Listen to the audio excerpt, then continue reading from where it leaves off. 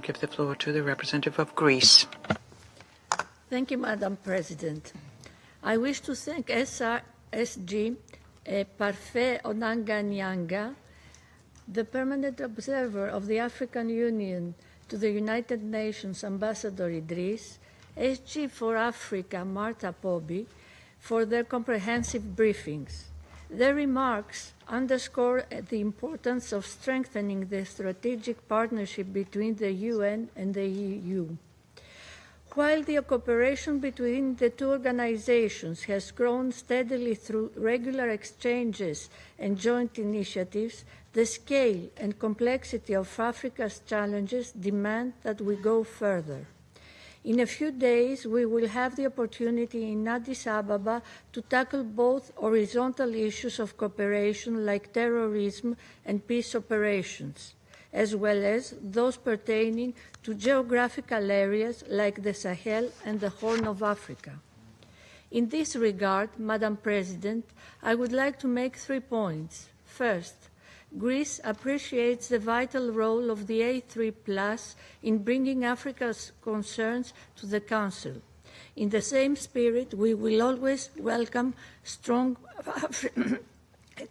African participation in the Council and in other multilateral fora. We also align with the Secretary General's view that robust partnerships between the UN and regional organizations are the bedrock of effective multilateralism. In this spirit, Greece supported the recent GA Resolution 79/329, which constitutes a renewed endorsement of the UN-AU partnership.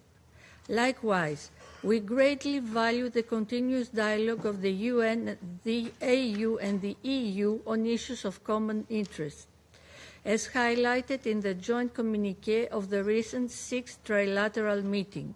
Second, on security and conflict prevention, the Council is well aware of the protracted conflicts currently raging from the Sudan to the eastern DRC, while terrorism is rapidly rising across the Horn of Africa and the Sahel.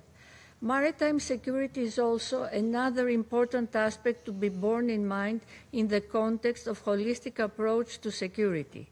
These complex conflicts and crises require integrated responses that combine immediate security measures with sustained investments in peace-building, socio-economic development, and resilient institutions. Africa's abundant resources and human capital provide the foundation for sustainable growth across the continent.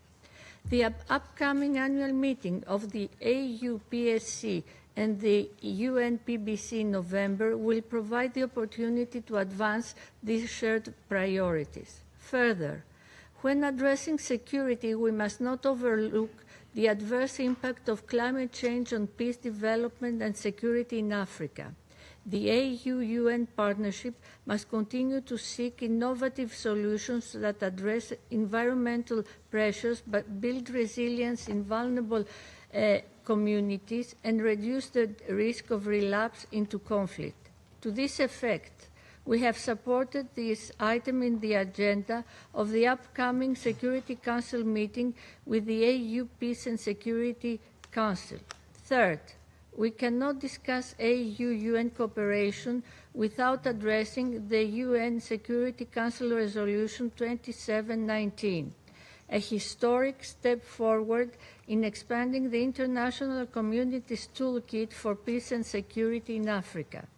While UN peacekeeping missions remain valuable for addressing conflicts, they are not a panacea for every crisis. In some cases, the EU, with its deeper knowledge and stronger stake in regional stability, can serve as a better first responder. Resolution 2719 is much more than a predictable funding mechanism for AU missions. It offers a new framework for a stronger AU-UN partnership, one that supports African leadership and ownership. Greece commends the joint efforts so far of both organizations to design a roadmap for implementing this tool in Awesome and regrets the recent lack of consensus in the Security Council in this regard. Resolution 2719 cannot remain an act of hope in the toolkit of the AU-UN partnership. Efforts towards its operationalization must continue. Mr. President, we stand convinced that strengthening the EU's capacity in close cooperation with the United Nations is key to ensuring lasting peace and stability in Africa. We look forward to the consultations between the UN Security Council and the AU Peace and Security Council later this month in Addis Ababa, as well as the upcoming 9th UN-AU Annual Conference in New York. I thank you. I thank the representative of Greece for her statement.